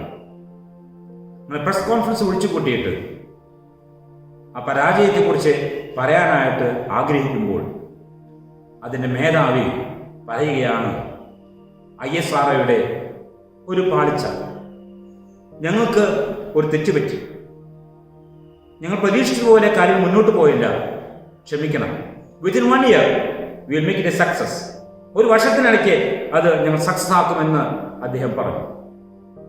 അദ്ദേഹം പറഞ്ഞതുപോലെ പിറ്റേ വർഷം വളരെ വിജയകരമായിട്ട് അത് നിക്ഷേപിക്കുവാൻ ഇടയായി തീർന്നു. അത് വിജയിച്ചപ്പോൾ വീണ്ടും ഒരു പത്രസമ്മേളനം കൂടി. ആ പത്രസമ്മേളനം കൂടിയപ്പോൾ ISRO ചെയർമാൻ അവിടെ ഉണ്ടായിരുന്നു. പക്ഷെ അദ്ദേഹം ഒന്നും സംസാരിച്ചില്ല. അദ്ദേഹം APJ അബ്ദുൽ കലാമിനെ മുന്നിലേക്ക് നിർത്തിക്കൊണ്ട് ഉണ്ടായ സംഭവത്തെക്കുറിച്ച് പറയാനായിട്ട് അദ്ദേഹം അവസരം കൊടുക്കുകയായിരുന്നു. പരാജയപ്പെട്ടപ്പോൾ ISRO ചെയർമാൻ എന്ന നിലയ്ക്ക് അദ്ദേഹം അബ്ദുൽ കലാമിനെ ചേർത്ത് പിടിച്ചു. വിജയം വന്നപ്പോൾ ആ വിജയം മുഴുവൻ അബ്ദുൽ കലാമിന് കൊടുക്കുവാൻ തക്കവണ്ണം ISRO ചെയർമാൻ തയ്യാറായി എന്നുള്ളതാണ് നമുക്ക് മനസ്സിലാക്കാനായിട്ട് സാധിക്കുന്നത്. ജീവിതത്തിൽ പ്രശ്നങ്ങളുണ്ടാകാം, വീഴ്ചകളുണ്ടാകാം. അബ്ദുൽ കലാം പറയുന്നുണ്ട്, ഫെയിൽ എന്ന വാക്കിന്റെ അർത്ഥം ഫസ്റ്റ് അറ്റംപ്റ്റ് ഇൻ ലേണിംഗ്. പരാജയമല്ല, ഫെയിൽ എന്ന വാക്കുകൊണ്ട് ലേണിംഗിന്റെ ആദ്യത്തെ അറ്റംപ്റ്റ് എന്ന് പറയുമ്പോൾ ആ അറ്റംപ്റ്റിൽ നിന്നും പാഠം പഠിക്കണം. പരാജയപ്പെട്ടു എന്ന് വിചാരിച്ചുകൊണ്ട് അവിടെ തന്നെ ഇരിക്കാനായിട്ടില്ല, അതിൽ നിന്നും പാഠം പഠിച്ച് മുന്നോട്ട് പോകാൻ സാധിക്കണം. പിൻപിലുള്ളത് മറന്ന് മുന്നിലേക്ക് ആഞ്ഞുകൊണ്ട് പോകാൻ തക്കവണ്ണം പൗലോസ് അപ്പോസ്തലൻ ഫിലിപ്പിയർക്കെതിരെ 3-ാം അധ്യായത്തിൽ പറയുന്നത് പോലെ നാം പാഠം ഉൾക്കൊണ്ടുകൊണ്ട് മുന്നോട്ട് പോകാൻ തയ്യാറാണ്. അതാണ് ഫെയിൽ എന്ന് പറയുന്നത്. ലൈഫ് എന്ന വാക്ക് തന്നെ നമുക്കറിയാം, ലേൺ ഇന്റൻസ്ലി ഫ്രം എക്സ്പീരിയൻസ്. തീവ്രമായിട്ട് ജീവിത അനുഭവത്തിൽ നിന്ന് പഠിക്കുന്ന ഒരവസ്ഥയെക്കുറിച്ചാണ് അവിടെ കാണാൻ സാധിക്കുന്നത്. Learn intensely from experience. അനുഭവത്തിൽ നിന്ന് നാം പ്രത്യേകമായിട്ട് പഠിക്കണം. അങ്ങനെ പഠിക്കാനായിട്ട് സാധിക്കുന്നത് നാം അനുഭവത്തിലൂടെയാണ് പഠിക്കേണ്ടത്. അതാണ് ലൈഫ് എന്ന വാക്കിന്റെ ഫുൾ ഫോമായിട്ട് പലപ്പോഴും പ്രത്യേകമായിട്ട് പറയാറുള്ളത്. മറ്റൊരു വാക്ക് നമുക്കറിയാം, പരാജയപ്പെട്ടവരെ ചേർത്ത് പിടിക്കുന്നതിന് ഉപയോഗിച്ച ഒരു വാക്കാണ് എംപതി. സിമ്പതി എന്നും എംപതി എന്നും 2 വാക്കുണ്ട്. സിമ്പതി എന്ന് പറയുമ്പോൾ അയാളെ കുറിച്ച് അയ്യോ പാവം എന്ന് പറയുന്നതല്ലാതെ അതിനപ്പുറത്തേക്ക് പോകുന്നില്ല. എന്നാൽ എംപതി എന്ന് പറയുമ്പോൾ ഞാൻ അയാളുടെ സ്ഥാനത്തായിരുന്നുവെങ്കിൽ എനിക്ക് എന്ത് സംഭവിക്കുമെന്ന് ചിന്തിക്കുന്ന ഒരവസ്ഥ. അതുകൊണ്ട് അത് എൻ്റെ കഷ്ടതയാണ്, എൻ്റെ വീഴ്ചയാണ്, എനിക്ക് പറ്റിയ കുഴപ്പമാണ് ചിന്തിക്കുവാൻ തക്കവണ്ണം സാധിക്കുന്ന അവസ്ഥയാണ് എംപതി. കർത്താവിന്റെ പ്രവർത്തനങ്ങളിലൊക്കെ സിമ്പതി അല്ല, എംപതിയാണ് നമുക്ക് കാണുവാൻ സാധിക്കുക. നയീം പട്ടണത്തിലെ ഒരു വിധവ കരഞ്ഞു. തൻ്റെ ഏക മകൻ, തൻ്റെ ആശ്രയം, ആ യുവാവ് മരിച്ചുപോയി. നിലവിളിച്ചുകൊണ്ട് ആ ശവമഞ്ചം ചുമക്കുന്നവരുടെ കൂട്ടത്തിൽ ആ സ്ത്രീ പോവുകയാണ്. കർത്താവ് അവരുടെ നിലവിളി കിലോമീറ്റർ അപ്പുറത്ത് സഞ്ചരിക്കുന്നതായ കർത്താവ് അത് മനസ്സിലാക്കുന്നു. കർത്താവിന് മനസ്സിലായി. ആ സ്ത്രീയുടെ ബുദ്ധിമുട്ട് മനസ്സിലാക്കിയപ്പോൾ അദ്ദേഹം സഞ്ചരിച്ചുകൊണ്ടിരിക്കുന്ന ആ സഞ്ചാരം നിർത്തിയിട്ട് പെട്ടെന്ന് ശിഷ്യന്മാരായിട്ട് നയീൻ പട്ടണത്തിലേക്ക് വരുന്നതായിട്ട് വിശുദ്ധ ലൂക്കോസ് 7-ാം അധ്യായത്തിൽ വിവരിക്കുന്നുണ്ട്. ആ വിധവയുടെ മകനെ ഉയർപ്പിക്കാൻ വേണ്ടി മാത്രം കർത്താവ് നയീനിലേക്ക് ചെല്ലുകയാണ്. നയീൻ പട്ടണത്തിൽ മറ്റൊന്നും ചെയ്തതായിട്ട് പറയുന്നില്ല. പരാജിതരെ, പാർശ്വവൽക്കപ്പെട്ടവരെ, മാർജിനലൈസ്ഡ് പീപ്പിൾ അവരോട് ചേർന്നുകൊണ്ട് അവരുടെ ഉന്നമനത്തിന് വേണ്ടി പ്രവർത്തിക്കാൻ തക്കവണ്ണം സാധിക്കുന്ന അനേക എക്സാമ്പിൾസ് നമ്മുടെ ജീവിതത്തിലൊക്കെ നാം കണ്ടിട്ടുള്ളതാണ്. ഞാനത് വിവരിക്കേണ്ട ആവശ്യമില്ല, നമുക്കറിയാം. സമൃദ്ധമായ ജീവനുള്ളൊരു വ്യക്തി അങ്ങനെ ആരൊക്കെ സഹാനുഭൂതി ആഗ്രഹിക്കുന്നുണ്ടോ, ആർക്കൊക്കെ കഷ്ടതയുണ്ടോ, പ്രയാസമുണ്ടോ, അവർക്കൊക്കെ തന്നാലാവുന്ന രീതിയിൽ സഹായിക്കുകയും സഹകരിക്കുകയും ചെയ്യും. മദർ തെരേസ, അൽവാരിസ് മെത്രാപ്പൊലീത്ത അവരൊക്കെ ചെയ്ത ജീവകാരുണ്യ പ്രവർത്തനങ്ങൾ, ഒസ്താത്യോസ് തിരുമേനി, ഡോക്ടർ ഗീവർഗീസ് മാർ ഒസ്താത്യോസ് സഭാരത്നം, അതിലൊക്കെ ചെയ്തിട്ടുള്ള പ്രവർത്തനങ്ങളെ നാം വിലയിരുത്തുമ്പോൾ അത് നമുക്ക് മനസ്സിലാക്കാൻ സാധിക്കും. കർത്താവിൻ്റെ പ്രസംഗത്തിൽ നിന്ന്, ഉപമയിൽ നിന്ന് പഠിച്ച പാഠങ്ങൾ. വിശുദ്ധ മത്തായിയുടെ സുവിശേഷം 25-ാം അധ്യായത്തിൽ പറയുന്ന, ഞാൻ രോഗിയായിരുന്നു, നിങ്ങളെന്നെ വന്ന് കണ്ടു. ഞാൻ ഉടുപ്പില്ലാത്തവനായിരുന്നു, നിങ്ങളെനിക്ക് വസ്ത്രം തന്നു. എനിക്ക് ദാഹമുണ്ടായിരുന്നു, നിങ്ങളെനിക്ക് ദാഹത്തിന് ശമനം തന്നു. ഭക്ഷണമില്ലാതിരിക്കുമ്പോൾ വിശപ്പിനെ നിങ്ങൾ ഭക്ഷണം തന്നു എന്നൊക്കെ പറയുന്ന ആ ഭാഗം ഉൾക്കൊണ്ടുകൊണ്ട് അനേക മഹാന്മാരെ ജീവകാരുടെ പ്രവർത്തനങ്ങളിലേക്കൊക്കെ ഊന്നി വന്നതായിട്ട് കാണാം. ഇവരെക്കുറിച്ച് പറയാൻ തുടങ്ങിക്കഴിഞ്ഞാൽ ഇപ്പോഴൊന്നും അവസാനിക്ക് ഒരുപാട് കാര്യങ്ങൾ പറയാനുണ്ട്. ഞാൻ വിസ്താരമായിട്ട് അതിലേക്ക് പോകുന്നില്ല. അപ്പൊ നമ്മുടെ ജീവിതത്തിൽ പരാജിതരെ ചേർത്ത് നിർത്തി മുന്നോട്ട് പോകാൻ നമുക്ക് സാധ്യമാക്കി തരണമെന്ന് പ്രത്യേകം ഓർക്കുന്നത് വളരെ നല്ലതാണ്. 4-ാമതായിട്ട്, നന്മ ചെയ്യുന്നതിൽ മടുത്തു പോകരുത്. ഗലാത്യർക്കെതിരെ ലേഖനം 6-ാം അധ്യായത്തിന്റെ 10-ാം വാക്യം പറയുന്നതാണ്, അവസരമുള്ളപ്പോൾ നന്മ ചെയ്യുക. വിശേഷ സഹവിശ്വാസികൾക്ക് നന്മ ചെയ്യാൻ തക്കവണ്ണം പൗലോസ് അപ്പോസ്തലൻ നമ്മെ ഉപദേശിക്കുന്നുണ്ട്. പലപ്പോഴും നന്മ ചെയ്യുന്നതിൽ നാം അവസാനം വരെ വിജയിക്കാറുണ്ടോ എന്ന് ചിന്തിക്കുന്നത് വളരെ നല്ലതാണ്. എന്നെ പകയ്ക്കുന്നവരെ, എന്നെ സ്നേഹിക്കാത്തവരെ ഞാൻ എങ്ങനെ സ്നേഹിക്കുക? റോമക്കെതിരെ ലേഖനം 12-ാം അധ്യായത്തിൽ 21-ാം വാക്യത്തിൽ പറയുന്ന പോലെ നന്മയാൽ തിന്മയെ ജയിക്കണമെന്നാണ് പറയുന്നത്. നന്മയാൽ തിന്മയെ ജയിക്കാൻ തക്കവണ്ണം സാധിക്കുന്ന ഒരു അനുഭവം നമ്മുടെ ജീവിതത്തിൽ ഉണ്ടാകണം. 5 സെന്റ് ഭൂമിയിൽ ഒരു വിധവ 3 മക്കളുമായിട്ട് ജീവിക്കുകയാണ്. അല്പം കോഴി വളർത്തിയിട്ടാണ് ജീവിക്കുന്നത്. അങ്ങനെ കോഴി വളർത്തി ജീവിക്കുന്ന ആ വിധവയുടെ അടുത്ത് തൊട്ടപ്പുറത്ത് താമസിക്കുന്ന വ്യക്തി എന്ന് പറയുകയാണ്, നിങ്ങളുടെ കോഴി എൻ്റെ പറമ്പിൽ വന്ന് ഒരുപാട് നാശനഷ്ടം ഉണ്ടാക്കുന്നു. ഞാൻ കൃഷി ചെയ്യുന്നത് ആ കോഴികൾ നശിപ്പിക്കുന്നുണ്ട്. അതുകൊണ്ട് നാളെ ഇവിടെ നിന്ന് ഏതെങ്കിലും കോഴി അങ്ങോട്ട് വന്നാൽ ആ കോഴി പിന്നെ ജീവിച്ചിരിക്കുകയില്ല. നിവൃത്തികരമാണ് ഞാൻ പറയുന്നത് എന്ന് പറഞ്ഞുകൊണ്ട് ആ മനുഷ്യൻ പോയി. വിധവ പറഞ്ഞു, ഞാൻ മാക്സിമം പരിശ്രമിക്കാം. പിറ്റേ ദിവസം 4 കോഴികളാണ് ആ അയൽപ്പക്കാരൻ്റെ വീട്ടിലേക്ക് പോയത്. ഏതാണ്ട് സന്ധ്യയോടടുത്ത സമയത്ത് 4 കോഴികൾ ഇങ്ങോട്ട് വന്ന് വീണു. ശിരസ് പോയിട്ടുള്ള 4 കോഴികൾ വന്ന് അതിൻ്റെ കബന്ധങ്ങൾ വന്ന് താഴെ വീഴും ശബ്ദം കേട്ട് വിധവ ഓടി വന്ന് നോക്കി. കോഴികൾ കൂട്ടിലടയാൻ സമയമായിട്ടില്ല. അതിനു മുൻപേ ഈ കോഴികളുടെ ആ ബോഡി കണ്ടപ്പോൾ അവരുടെ മനസ്സിൽ വലിയ പ്രയാസം തോന്നി. അത് മറ്റൊന്നും ആലോചിച്ചില്ല. മക്കളുമായി ചേർന്ന് എത്രയും വേഗത്തിൽ ആ കോഴികളെ ഡ്രസ് ചെയ്തു ഭംഗിയായിട്ട് കറി വെച്ചു. അവർക്ക് കഴിക്കേണ്ട കുറച്ച് ഭാഗം അത് മാറ്റിവെച്ചു. ബാക്കിയുള്ള കറികളൊക്കെ പാത്രത്തിലാക്കിയിട്ട് ആ അയൽപ്പക്കാരൻ്റെ വീട്ടിലേക്ക് ചെന്നു. അദ്ദേഹത്തോട് പറഞ്ഞു, 4 കോഴികൾ കഴിക്കാനായിട്ട് ഞങ്ങളുടെ വീട്ടിൽ ആകെ കൂടെ 4 പേരേ ഉള്ളൂ. അതുകൊണ്ട് ഇത് മുഴുവൻ കഴിക്കാൻ ഞങ്ങൾക്ക് നിവൃത്തിയില്ല. അതുകൊണ്ട് ഞാൻ ആ കറി വെച്ചിട്ട് ഇങ്ങോട്ട് കൊണ്ടുവന്നിട്ടുണ്ട്. നോ പറയരുത് പ്ലീസ് എന്ന് പറഞ്ഞുകൊണ്ട് ആ വിഭവം അവർക്ക് കൊടുക്കുകയാണ്. ആ മനുഷ്യൻ നോ പറയരുത് പ്ലീസ് എന്ന് പറയുന്ന ആ റിക്വസ്റ്റ് മാനിച്ചുകൊണ്ട് ആ കറി ഒന്ന് വാങ്ങിച്ചു. പക്ഷെ അന്ന് രാത്രിയിൽ ആ മനുഷ്യനെ ഉറങ്ങാൻ കഴിഞ്ഞില്ല.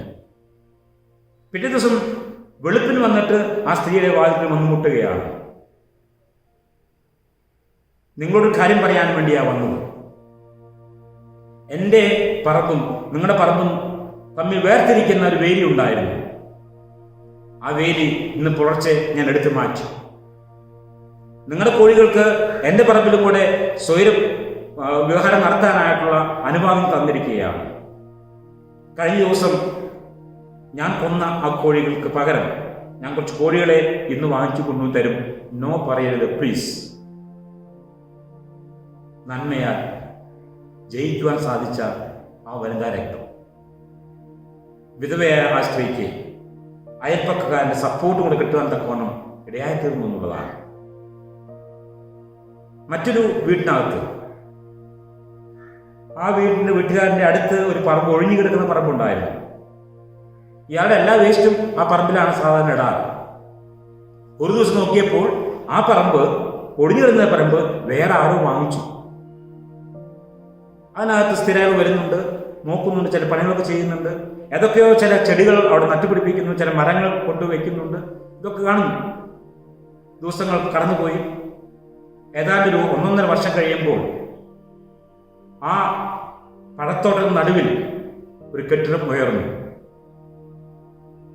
ആ സ്ഥലം വാങ്ങിച്ച ആള് ചുറ്റും പഴത്തിൻ്റെ പല പ്ലാന്റുകളും പിടിപ്പിച്ച് പഴമരങ്ങളും അവിടെ പഴമരങ്ങൾ ഒരു പഴത്തിൻ്റെ ഒരു ഓർച്ചാർഡാക്കി മാറ്റിയിട്ട് അതിന് നടുവിൽ വീട് വെച്ച് താമസിക്കാനായിട്ട് ആഗ്രഹിച്ച വ്യക്തി. പണ്ടത്തെ അയൽപ്പക്കാരനെ ഇത് സഹിച്ചില്ല. എൻ്റെ ഗാർബേജ് ഞാൻ എവിടെ കൊണ്ട് തട്ടും? അയാൾ വിചാരിച്ചു, എന്തായാലും ഈ പുതിയ വീട്ടുകാരൻ എണീക്കുന്നൊക്കെ മുമ്പേ എൻ്റെ ഗാർബേജ് അവരെ പറമ്പിൽ തന്നെ ഞാൻ നിക്ഷേപിക്കും എന്ന് അയാൾ തീരുമാനിച്ചു. അങ്ങനെ സ്ഥിരമായിട്ട് ഈ മനുഷ്യൻ ഉറങ്ങുന്ന സമയത്ത് ആ പണ്ടത്തെ അയൽക്കാരൻ ഈ ഗാർബേജ് ഇയാളെ പറമ്പിൽ നിക്ഷേപിക്കും. രാവിലെ എണീച്ചു വരുമ്പോൾ ഈ പുതിയ വീട്ടുകാരനെ ഇതിൻ്റെ വേസ്റ്റിൻ്റെ മണം സഹിക്കവയ്യാതെ അയാൾ അതെവിടെയും സംസ്കരിക്കും. എന്തായാലും പുതിയ വീട്ടുകാരൻ തീരുമാനിച്ചു, ആരാണ് ഈ വ്യക്തി ഒന്ന് കണ്ടുപിടിക്കണം. അയാൾ ഓർക്കുളച്ചിരുന്ന് കണ്ടെത്തി. ആ ഒഴിഞ്ഞ പറമ്പിന് തൊട്ടടുത്ത് താമസിക്കുന്ന വ്യക്തി തന്നെയാണ് ഇത് ചെയ്യുന്നത്. അദ്ദേഹം പിറ്റേ ദിവസം അതിരാവിലെ എഴുന്നേറ്റ് അവിടെ ഇട്ട ഗാർബേജൊക്കെ വേഗം മാറ്റിയിട്ട് 2 ബക്കറ്റും കൈപിടിച്ചുകൊണ്ട് അദ്ദേഹം ആ പഴയ അയൽപ്പക്കാരൻ്റെ അടുത്തേക്ക് പോവുകയാണ്. അയൽപ്പക്കാരൻ വിചാരിച്ചു, അയാൾ കൊണ്ടിട്ടുള്ള ഗാർബേജുമായിട്ട് അദ്ദേഹം വന്നിരിക്കുകയാണ്, ഞാൻ വേണ്ടുന്ന പണി അയാൾക്ക് കൊടുത്തോളാം എന്നൊക്കെ മനസ്സിൽ വിചാരിച്ചുകൊണ്ടോടെ നിൽക്കുകയാണ്. അദ്ദേഹം പതുക്കെ അവിടെ ചെന്നിട്ട് ആ 2 ബക്കറ്റും തറയിൽ വെച്ചുകൊണ്ട് പറഞ്ഞു, എൻ്റെ കയ്യിൽ തരാൻ ഇതേ ഉള്ളൂ, ദയവ് ചെയ്ത് നോ പറയരുത്, സ്വീകരിക്കണം എന്ന് പറഞ്ഞുകൊണ്ട് 2 ബക്കറ്റ് അവിടെ തറയിൽ വെച്ചു. എൻ്റെ വീട്ടിലുണ്ടായിട്ടുള്ള പഴവർഗ്ഗങ്ങളുടെ ഒരു സമാഹാരമാണിത്. ഇത് നിങ്ങൾക്ക് തരാൻ വേണ്ടി ഞാൻ ഇന്നലെ തയ്യാറാക്കി വെച്ചതാണ്. നിങ്ങൾ എഴുന്നേറ്റൊന്നും അറിയാതിരിക്കുകയായിരുന്നു. നോക്കിയപ്പോൾ നിങ്ങൾ എഴുന്നേറ്റ് എനിക്ക് മനസ്സിലായി. അതുകൊണ്ട് ദയവ് ഇത് സ്വീകരിക്കും പറഞ്ഞുകൊണ്ട് ആ 2 ബക്കറ്റും അവിടെ വെച്ച് പോവുകയാണ്. അദ്ദേഹം പറഞ്ഞ വാക്കതാണ്, എൻ്റെ കയ്യിൽ ഇതേ തരാനുള്ളൂ. ഈ പഴയ അയൽപ്പക്കാരനെ ഈ പുതിയ ആൾക്ക് കൊടുക്കാനായിട്ടുണ്ടായിരുന്നത് ഗാർബേജ് ആയിരുന്നുവെങ്കിൽ, വേസ്റ്റ് ആയിരുന്നുവെങ്കിൽ, ആ മനുഷ്യനെ കൊടുക്കാനായിട്ടുള്ളത് പഴവർഗ്ഗങ്ങൾ. അത് അങ്ങാടിയിൽ വാങ്ങിച്ചതല്ല, സ്വന്തം പഴത്തോട്ടത്തിലുണ്ടായിട്ടുള്ള മേത്രമായ ആ പഴവർഗ്ഗങ്ങളാണ് പ്രസന്റേഷൻ കൊടുക്കാനായിട്ട് സാധിച്ചത്. ഇതാണ് നന്മയാൽ തിന്മയെ കീഴടക്കുക എന്ന് പറയുന്നത്. സമൃദ്ധമായ ജീവനുള്ള പരിശുദ്ധാത്മാവിന്റെ നിറവുള്ള ഒരു വ്യക്തിക്കാണ് ഇത് സാധിക്കുക എന്നുള്ളത് നമുക്ക് മനസ്സിലാക്കാനായിട്ട് സാധിക്കും. നമ്മുടെ ജീവിതത്തിൽ പലപ്പോഴും പല ആളുകൾ കാണുമ്പോൾ നിസ്സാരരെന്ന് നാം വിചാരിച്ചു പോകും. കർത്താവ് ലൂക്കോസ് സുവിശേഷം 12-ാം അധ്യായത്തിൽ 24 പറയുകയാണ്, പർവ്വജാതിയേക്കാൾ നിങ്ങൾ ശ്രേഷ്ഠതയുള്ളവർ. പർവ്വജാതികളെ കർത്താവ് പലപ്പോഴും പുൽക്കൊടിയും പിന്നെ പർവ്വജാതികളും കൃഷിയും ഒക്കെ അദ്ദേഹത്തിൻ്റെ പല ഭൂമികളിലും വരുന്നത്. ഇവിടെ അദ്ദേഹം പർവ്വജാതിയെക്കുറിച്ച് പറഞ്ഞിട്ട് പറയുകയാണ്, പർവ്വജാതിയേക്കാൾ നിങ്ങൾ ശ്രേഷ്ഠതയുള്ളവർ. എന്താണ് പർവ്വജാതി പ്രത്യേകത? അവർ ദൈവത്തിൽ ആശ്രയിച്ചുകൊണ്ട് മുന്നോട്ട് പോകുന്നവരാണ്. മറ്റൊന്നും കുറിച്ച് അവർ ആകുലപ്പെടുന്നില്ല. എന്ത് തിന്നാൻ പറ്റും, എന്ത് ലഭിക്കുമെന്ന് ചിന്തിക്കാനല്ല, മറിച്ച് ദൈവം തരുന്ന രീതിയിൽ അവർ മുന്നോട്ട് പോകാം എന്ന് ചിന്തിച്ചുകൊണ്ട് ആകാശത്തെ പറവകൾ അവ നോക്കുന്നില്ല, വിഷമിക്കുന്നില്ല, ഭാരപ്പെടുന്നില്ല. ദൈവം നൽകുന്നത് അവ ഭക്ഷിച്ച് മുന്നോട്ട് പോവുകയാണ്. TN ശേഷൻ എന്ന് പറയുന്ന ഇലക്ഷൻ കമ്മീഷനെ കുറിച്ച് നിങ്ങൾ കേട്ട് കാണും. ഒരുപക്ഷെ ഇലക്ഷൻ കമ്മീഷൻ ആരാണ് എന്ന് ഇന്ത്യയെ പഠിപ്പിച്ചത് NK ശേഷനായിരിക്കുന്ന എൻ്റെ വിചാരം. അതിനു മുമ്പുണ്ടായിരുന്ന കമ്മീഷന്മാർക്ക് ആ പദവിയുടെ ഔന്നത്യം എത്രമാത്രം ഉണ്ടെന്ന് ഒരുപക്ഷെ അറിഞ്ഞിട്ടുണ്ടാവുകയില്ല. NK ശേഷനും ഭാര്യയും ഒരിക്കൽ സഞ്ചരിക്കുകയാണ്. അങ്ങനെ സഞ്ചരിക്കുമ്പോൾ ഒരു മാമ്പഴത്തോട്ടം കണ്ടു. ആ തോട്ടത്തിൻ്റെ പ്രത്യേകത, ആ തോട്ടത്തിലുള്ള മാവിൻ്റെ മുകളിലൊക്കെ ചില പ്രത്യേകതരം കിളികളുടെ കൂടുകൾ ഞാന്ന് കിടക്കുന്നുണ്ട്. അവിടെ ഒരു ചെറു പയ്യൻ അവിടെ നിൽക്കുന്നുണ്ട്. ശേഷനും വണ്ടി അതിൻ്റെ സൈഡ് നിർത്താനായിട്ട് ഡ്രൈവർ ആവശ്യപ്പെട്ടു. ശേഷൻ വണ്ടി നിന്നു. ശേഷൻ്റെ എസ്കോർട്ട് കാറും അവിടെ നിന്നു. ശേഷൻ ഇറങ്ങിയ വഴിക്ക് എസ്കോർട്ടുകാരും ഇദ്ദേഹത്തിൻ്റെ കൂടെ കൂടി. എന്നിട്ട് ഈ പയ്യനെ കണ്ട് സംസാരിച്ചു. ആ പയ്യനോട് പറഞ്ഞു, എൻ്റെ ഭാര്യയ്ക്ക് ഈ കിളിക്കൂട് കണ്ടപ്പോൾ വലിയ മോഹം, ഒരു 2 എനിക്ക് തരണമെന്ന് ശേഷൻ അദ്ദേഹത്തോട് ആവശ്യപ്പെട്ടു. ആ പയ്യൻ പറഞ്ഞു, സാധ്യമല്ല. കൂടെ ഉണ്ടായിരുന്ന എസ്കോർട്ടിലെ പോലീസുകാർ പറഞ്ഞു, ഇദ്ദേഹം ആരാണെന്ന് എനിക്ക് അറിയുമോനെ, ഇദ്ദേഹം TN ശേഷനാണ്, ഇദ്ദേഹം ഇലക്ഷൻ കമ്മീഷണറാണ് എന്നൊക്കെ പറഞ്ഞുകൊണ്ട് അദ്ദേഹത്തെ കുറിച്ചൊക്കെ പറഞ്ഞു. എന്നിട്ട് പറഞ്ഞു, 10 രൂപ പോരെങ്കിൽ ഓരോ കൂടിനും 50 രൂപ വെച്ച് തരാം, അതങ്ങ് കൊടുത്തേക്കൂ എന്ന് പറഞ്ഞു. ഉടനെ ആ പയ്യൻ പറയുന്ന മറുപടി ഉണ്ട്, നിങ്ങൾക്ക് 2 കൂടാണ് ആവശ്യമുള്ളത്, പക്ഷെ ആ കൂട്ടിനകത്ത് ആ കിളി മുട്ടയിട്ടിട്ടുണ്ടാകും. ആ കിളി ഇടയ്ക്ക് വന്നിട്ട് ആ മുട്ട പരിശോധിച്ച് മുന്നോട്ട് പോകും. അവിടെ തന്നെ ഇല്ലേ എന്ന് സൂക്ഷ്മ പരിശോധന നടത്താനായിട്ട് പലപ്പോഴും ആ കിളികൾ അതിലേക്ക് വരുന്ന ഞാൻ കണ്ടിട്ടുണ്ട്. അങ്ങനെയുള്ള അവസ്ഥയിൽ ഒരിക്കലും നിങ്ങൾക്ക് കൂടി തരാനായിട്ട് എനിക്ക് സാധിക്കുകയില്ല. വെരി സോറി, നിങ്ങൾ ദയവ് ചെയ്ത് എന്നെ നിർബന്ധിക്കരുത് എന്ന് വളരെ വിനയപൂർവ്വം ആ കൊച്ചു പറഞ്ഞു. അത് കേട്ടപ്പോൾ ശേഷൻ മറ്റൊന്നും ആലോചിക്കാതെ ആ പയ്യന്റെ മുമ്പാകെ കൈകൂപ്പി നിന്നു. ആ പക്ഷിയെ, ആ കുരുവിക്കൂടിനെ കുറിച്ച് ഇത്രയേറെ ചിന്തയുള്ള ആ പയ്യന്റെ മുമ്പിൽ ഞാൻ ആര് എന്ന ചിന്തയോടുകൂടെ അദ്ദേഹം കൈകൂപ്പി നിന്നു അത്രേ. നമ്മുടെ ജീവിതത്തിൽ ശ്രേഷ്ഠതയുള്ളവർ എത്രമാത്രം ഉണ്ടെന്ന് മനസ്സിലാക്കുവാൻ നമുക്ക് സാധ്യമായി തീരണം. ആ പ്രഭജാതിയോടുള്ള ആ പ്രേമം, അതിനുള്ള വാത്സല്യം, അതുകൊണ്ടാണ് ആ പയ്യൻ എത്ര പേര് മനുഷ്യന് മുമ്പിനായാലും ഇത് കൊടുക്കാൻ സാധിക്കില്ലെന്ന് കട്ടായം പറയുവാൻ തക്കവണ്ണം ഇടയായിത്തീർന്നത്. സമൃദ്ധമായ ജീവൻ നൽകുവാൻ തക്കവണ്ണം സുഖത്ത് നിറങ്ങി വന്ന ആ കർത്താവ് മുറിക്കപ്പെട്ട് വിഭജിച്ച് അനേകർക്ക് വേണ്ടി ജീവൻ നൽകുവാൻ, സമൃദ്ധമായ ജീവൻ നൽകുവാൻ തക്കവണ്ണം തയ്യാറായി നിൽക്കുമ്പോൾ നമ്മുടെ ജീവിതത്തിൽ നമുക്ക് ലഭിക്കുന്ന അനുഗ്രഹങ്ങൾ അതുവഴിയായിട്ട് നല്ല മനസ്സാക്ഷിയുള്ളവരായി തീരുവാൻ നമുക്ക് ശ്രമിക്കാം. എല്ലാ കാര്യങ്ങളുടെയും സുന്ദരമായ വശം, ബ്രൈറ്റർ സൈഡ് കാണാൻ തക്കവണ്ണം നമുക്ക് പരിശ്രമിക്കുന്നത് നമ്മുടെ ജീവിതത്തിൽ ഒരു അനുകരണീയ മാതൃകയാണ്. 3-ാമതായിട്ട് പരാജിതരെ ചേർത്ത് പിടിക്കുവാൻ തക്കവണ്ണം നമുക്ക് സാധ്യമായി തീരണം. അവരുടെ ജീവിതത്തിൽ എന്തെങ്കിലും വീഴ്ച പറ്റിയിട്ടുണ്ടെങ്കിൽ അവിടെ വെച്ച് അവർ ഉപദ്രവിക്കുകയല്ല. ഒരു പുത്തച്ഛൻ പേരക്കിടാവെന്ന് പറഞ്ഞു, മോനെ മാവിൽ കയറരുത്, വീഴാൻ സാധ്യതയുണ്ട്. വികൃതിയായ കുട്ടി കുറച്ചു കഴിഞ്ഞപ്പോൾ മാവിൽ കയറി. വിചാരിച്ചതുപോലെ ആ മാവൻ താഴെയുള്ള ശബ്ദം കേട്ട് ആ മുത്തച്ഛൻ ഓടിച്ചെല്ലുകയാണ്. ഞാൻ നിന്നോട് പറഞ്ഞില്ലേ കയറണ്ടാന്ന്, അതുകൊണ്ട് ഇത് സംഭവിച്ചെന്ന് പറഞ്ഞുകൊണ്ട് ആ കൊച്ചിനെ തല്ലുകയല്ല ചെയ്തത്, മറിച്ച് ആ കുഞ്ഞിനെ വാരിയെടുത്ത് ഒരു ഉമ്മ കൊടുത്തു. മാവിൽ കയറിയല്ലേ, വീണുവല്ലേ, സാരമില്ല, ഇനി മാവിൽ കയറരുത് എന്ന് പറഞ്ഞുകൊണ്ട് ഒരു ഉമ്മ കൊടുക്കുന്ന ആ ഗ്രാൻഡ് ഫാദറിനെയാണ് എനിക്ക് ഓർമ്മ വരുന്നത്. നന്മ ചെയ്യുന്നതിന് മടുത്തു പോകാതെ നന്മയാൽ തിന്മയെ ജയിക്കുവാൻ തക്കവണ്ണം നമുക്ക് സാധ്യമായി തീരണം. പർവ്വജാതിയെപ്പോലും ശ്രേഷ്ഠമായി കണ്ടുകൊണ്ട് മറ്റു ജീവജാലങ്ങൾക്ക് ദൈവം നൽകിയിട്ടുള്ള അനുഗ്രഹങ്ങൾ അത് സ്വായത്തമാക്കുവാൻ തക്കവണ്ണം, അത് അംഗീകരിക്കുവാൻ തക്കവണ്ണം നമുക്ക് സാധ്യമായി തീരണം. ഇങ്ങനെയുള്ള ജീവിതത്തിന്റെ ഉടമകളായി തീരുവാൻ തക്കവണ്ണം രൂപാന്തരീകരണം പ്രാപിച്ചിട്ടുള്ള ട്രാൻസ്ഫോമർ ആയിട്ടുള്ള ഒരു ജീവിതം ഉണ്ടാകുവാൻ തക്കവണ്ണം ദൈവം നമ്മെ സഹായിക്കട്ടെ എന്ന് മാത്രം ഓർപ്പിക്കുകയാണ്. ചില പുസ്തകങ്ങൾ നമ്മെ ഇൻഫോം ചെയ്യും. Some books informs, some books inspires. ചില നമ്മളെ പ്രചോദിപ്പിക്കും. But only Bible can transform you. വേദപുസ്തകനാണ് നമ്മെ ട്രാൻസ്ഫോം ചെയ്യാൻ സാധിക്കുക.